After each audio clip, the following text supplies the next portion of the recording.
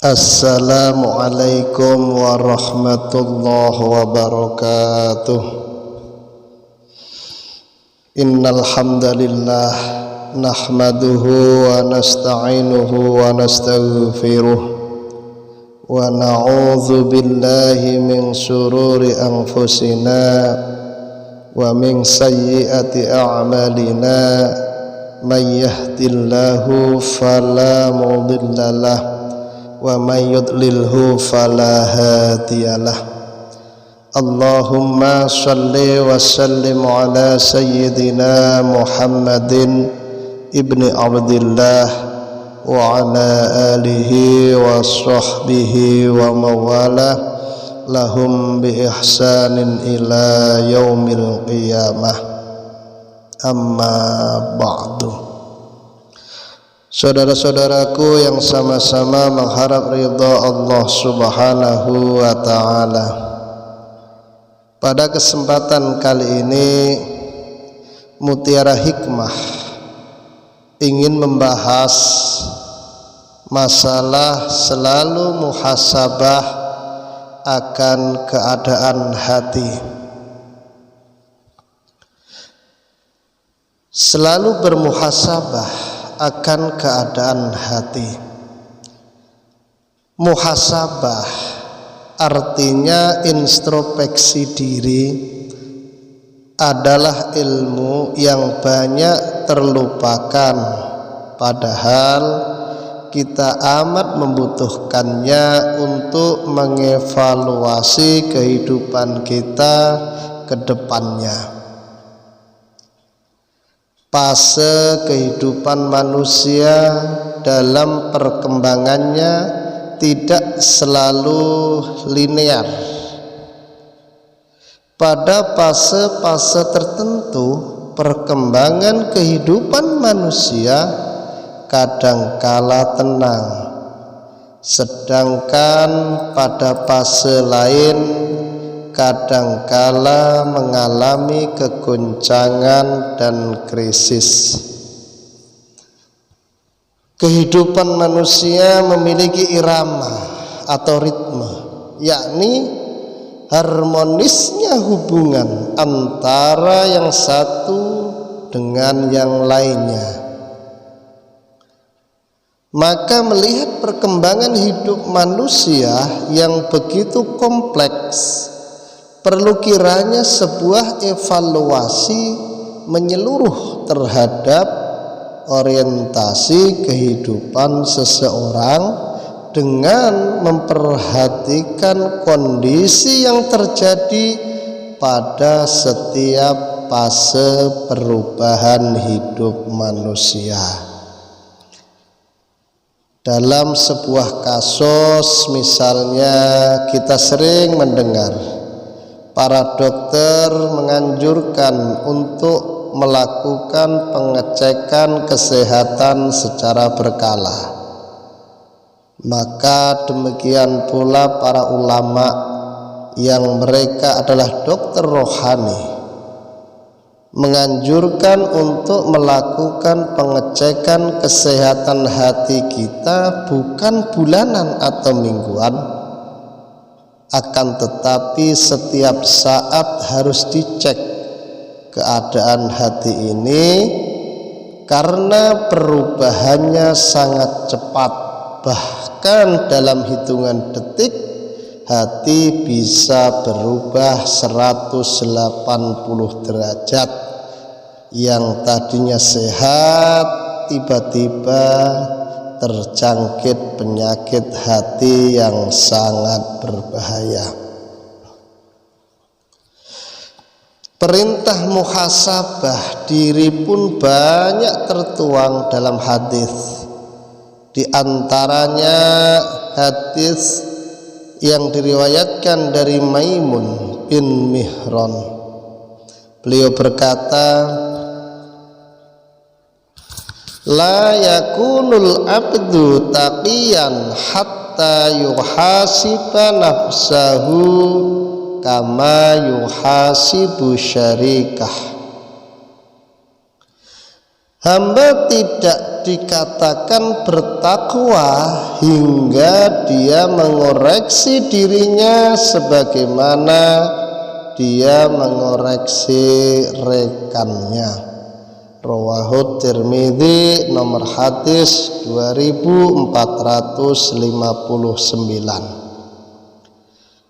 Dan dari sahabat Umar bin Khattab radhiyallahu an, beliau berkata, hasibu anfusakum qabla an tuhasabu wa innama yakhiful hisabu yaumal qiyamati ala man hasiba nafsahu fid dunya.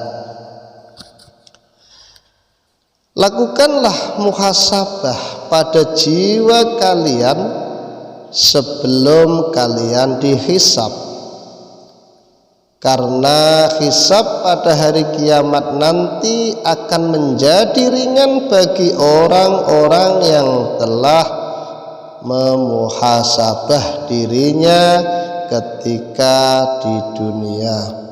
Rawahu At-Tirmidzi nomor hadis 2459. Introspeksi sebelum dan sesudah beramal.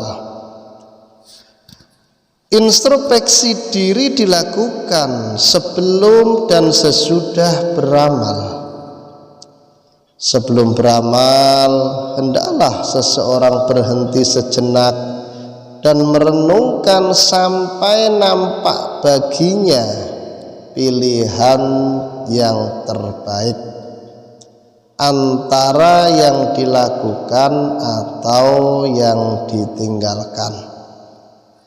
Perlu diketahui bahwasanya introspeksi diri setelah beramal itu ada 3 jenis. Pertama, introspeksi diri atas ketaatan yang telah ia lakukan. Apakah ada kekurangannya? Apakah sudah sesuai keinginan Allah Subhanahu wa ta'ala dan tuntunan Rasulnya?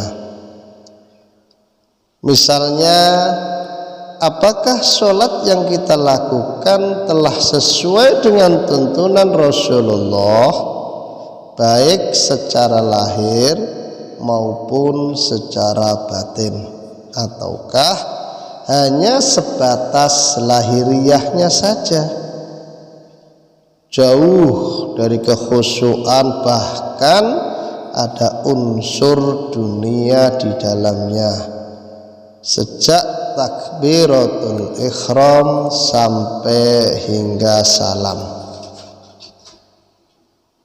Yang kedua, introspeksi diri atas setiap amalan yang sebaiknya ditinggalkan. Yang ketiga, introspeksi diri atas setiap amalan yang mubah dan suatu kebiasaan. Kenapa dia melakukannya? Apakah demi mencapai kesuksesan akhirat? Kalau ya, berarti dia telah beruntung. Ataukah demi kenikmatan dunia yang sesaat?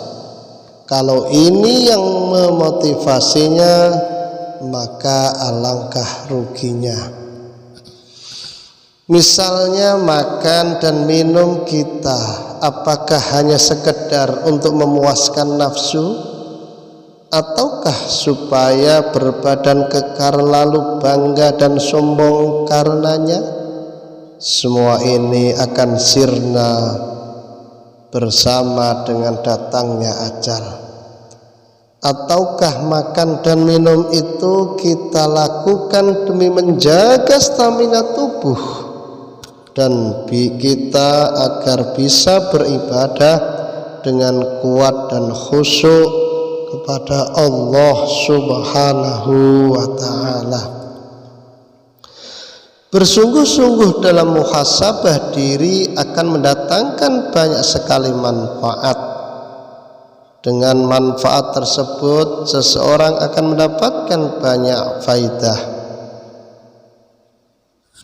Syekh Al-Haris Al-Muhaisibi berkata, "Man ijtahada fi batinihi warasahullahu hasana muamilati dhahirihi wa man hasana muamilatahu fi dhahirihi ma'a jihati batinihi warasahullahu ta'ala al-hidayata ilaih liqauli azza wa jalla أعوذ بالله السميع العليم من الشيطان الرجيم والذين جاهدوا فينا لنهدينهم سبلنا وإن الله لمع المحسنين.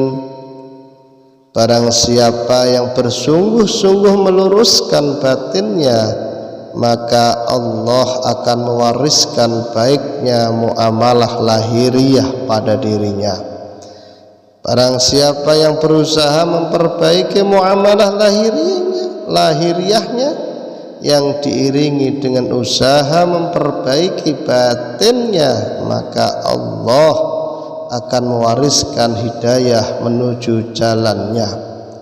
Karena Allah Azza wa Jalla berfirman, dan orang-orang yang bersungguh-sungguh dalam menempuh jalan kami, maka kami akan memberikan petunjuk jalan lurus padanya. Dan sesungguhnya Allah beserta orang-orang yang berbuat kebajikan atau kebaikan. Surah Al-Ankabut ayat yang ke-69. Adapun manfaat muhasabah minimal akan mendatangkan dua manfaat. Pertama, tahu aib diri sendiri sehingga seseorang tergerak untuk memperbaiki diri karena ada rasa malu. Syekh Muhammad bin Washi memberikan sebuah perumpamaan tentang dosa-dosa. Beliau berkata, "Lau kana lidzunubi rihum ma qatara akhadun yajlisu ilai." Seandainya dosa itu ada baunya, niscaya tidak ada seorang pun sanggup duduk dan mendekat kepadaku. Adapun manfaat yang kedua, jika kita muhasabah diri, maka kita dapat mengenal hak Allah Subhanahu wa ta'ala.